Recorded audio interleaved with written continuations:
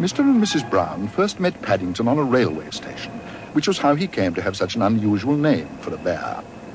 They were waiting for their daughter Judy when Mr. Brown caught sight of him sitting on an old suitcase behind a pile of mail bags. As they drew near, he stood up and politely raised his hat. "Good afternoon," he said. "Can I help you?" "Well, no," said Mr. Brown. "We were wondering if we could help you." "You're a very small bear," said Mrs. Brown. "Where are you from?" "Darkest Peru," said the bear. "I'm not really supposed to be here at all. I'm a stowaway. I came all the way in a lifeboat, and I ate marmalade. Bears like marmalade. I used to live with my Aunt Lucy, but she had to go into a home for retired bears, so I emigrated." "Oh." "Aunt Lucy always said she wanted me to emigrate when I was old enough, but now that I have, I'm not quite sure what to do next." As he bent down, the Browns caught sight of a label round his neck. It said, "Please look after this bear, thank you." It was the kind of label you couldn't possibly ignore, and in no time at all, things began to happen. Mrs. Brown thought of a name for him. Paddington. And while she went off to look for Judy, Mr. Brown was put in charge of ordering some refreshments. Paddington. Paddington. "Come along, Paddington," said Mr. Brown. "I expect you're hungry after your long journey." "I am," said Paddington. "Very."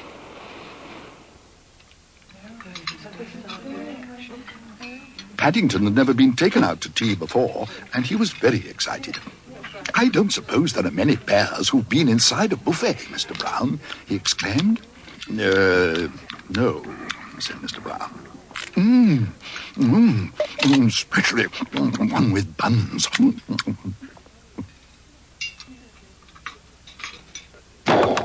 I think perhaps I'd better sit down.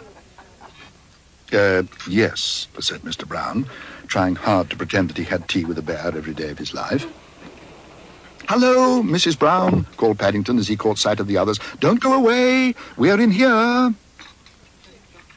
"Watch out," shouted Mr. Brown. But he was too late. Paddington was already up to his knees in trouble. "Henry," cried Mrs. Brown, "what are you doing?" "What am I doing? Look at him. He's all covered in jam and cream. I've never seen such a mess. I don't know what the manageress will say." "Or the taxi driver," said Judy. "Taxi driver?" "Judy's right," said Mrs. Brown. "We can't leave him here, not in his present state." "Don't worry, Mrs. Brown," called Paddington. "I'll clear up the mess. Bears are good at clearing up messes."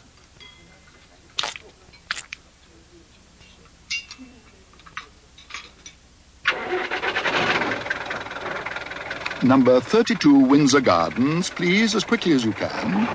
"Not too quickly," called Mrs. Brown. "We've 2 more to come."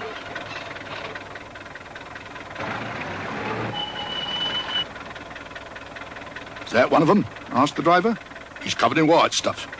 "It's only cream," said Judy. "I dare say," said the driver. "But Bears is 6pence extra.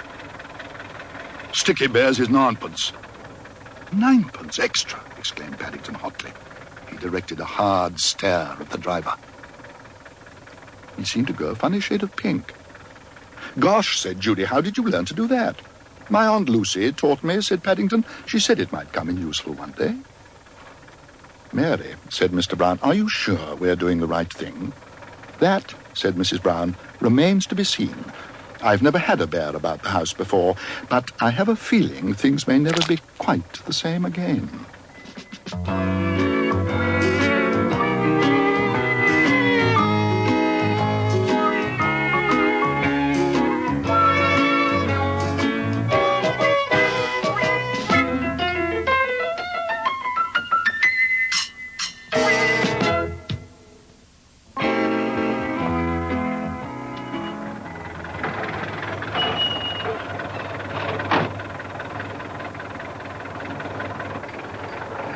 When Paddington arrived at number 32 Windsor Gardens, the first person he met was the Browns' housekeeper, Mrs. Bird.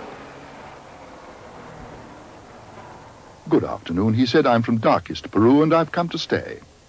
"Peru!" exclaimed Mrs. Bird. "Good gracious, whatever next?" "Don't worry," called Judy. "He's going to have a bath.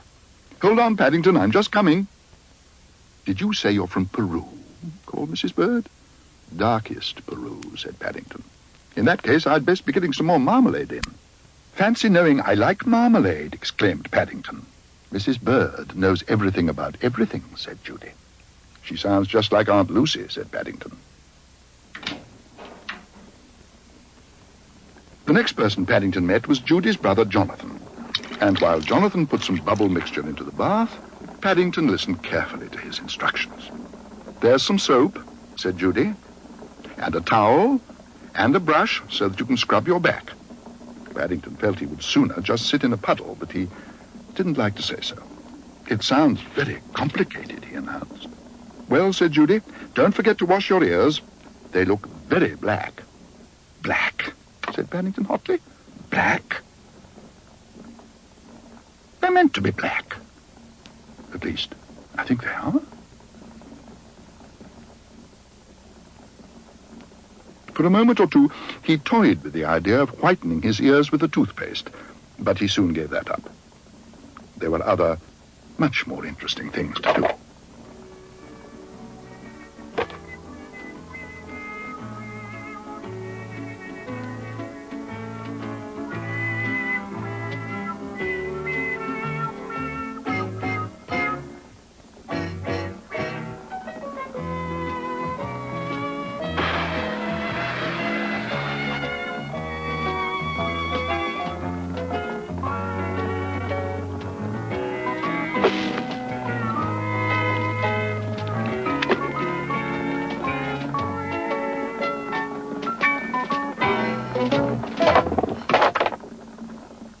"What was that?"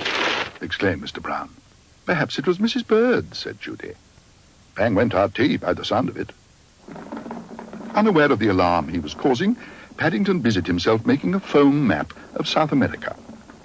Some of the mountains were very high indeed, and he was about to mark in darkest Peru when he suddenly remembered the bath.